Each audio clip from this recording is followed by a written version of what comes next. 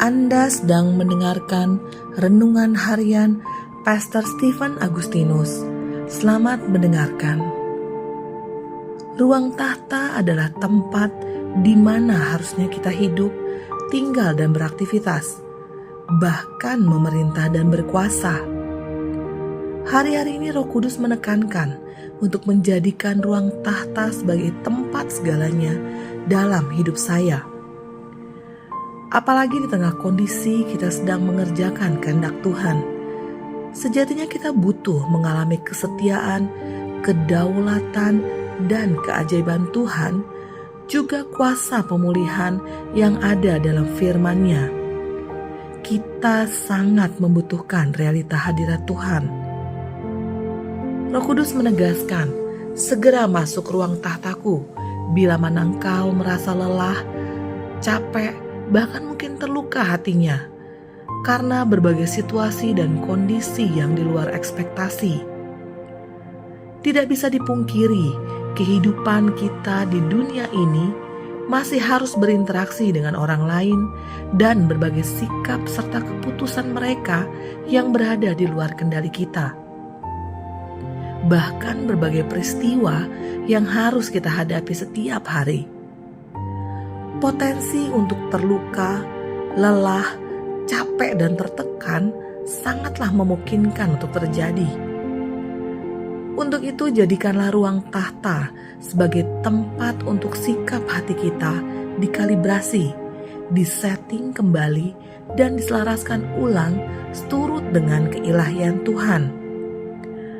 Ada banyak orang yang tidak mengetahui tempat rahasia tersebut, yang sebenarnya sangat terbuka untuk keberadaan kita sebagai orang-orang pilihannya.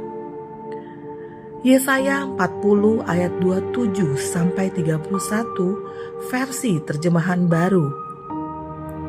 Mengapakah engkau berkata demikian, hai Yakub, dan berkata begini, hai Israel? Hidupku tersembunyi dari Tuhan, dan hakku tidak diperhatikan Allahku. Tidakkah kau tahu dan tidakkah kau dengar?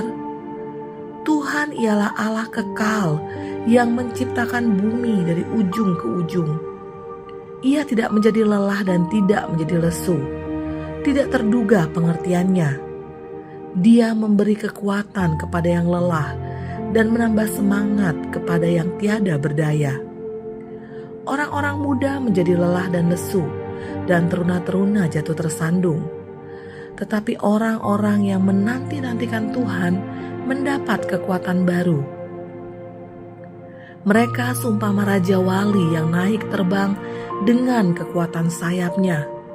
Mereka berlari dan tidak menjadi lesu. Mereka berjalan dan tidak menjadi lelah. Segera masuklah hadirat Tuhan dengan suatu kerinduan mengalami perjumpaan dengannya. Pemulihan hati, dan tentunya menerima kasih karunia serta firman-Nya yang memberikan kita kekuatan baru untuk terus melangkah dalam menyelesaikan kehendak Tuhan. Berhentilah meratapi nasib, segera masuk hadirat-Nya. Berhentilah berpikir buruk, segeralah mendengar apa yang Ia ingin katakan. Berhentilah mengandalkan manusia dan segeralah mengandalkan Tuhan saja. Tidak perlu merasa enggan untuk menceritakan segala perasaan kita di hadapannya. Oleh darah Kristus, kita dilayakan berdiri di hadapannya dan berinteraksi dengannya. Jadi jangan sia-siakan korban Kristus.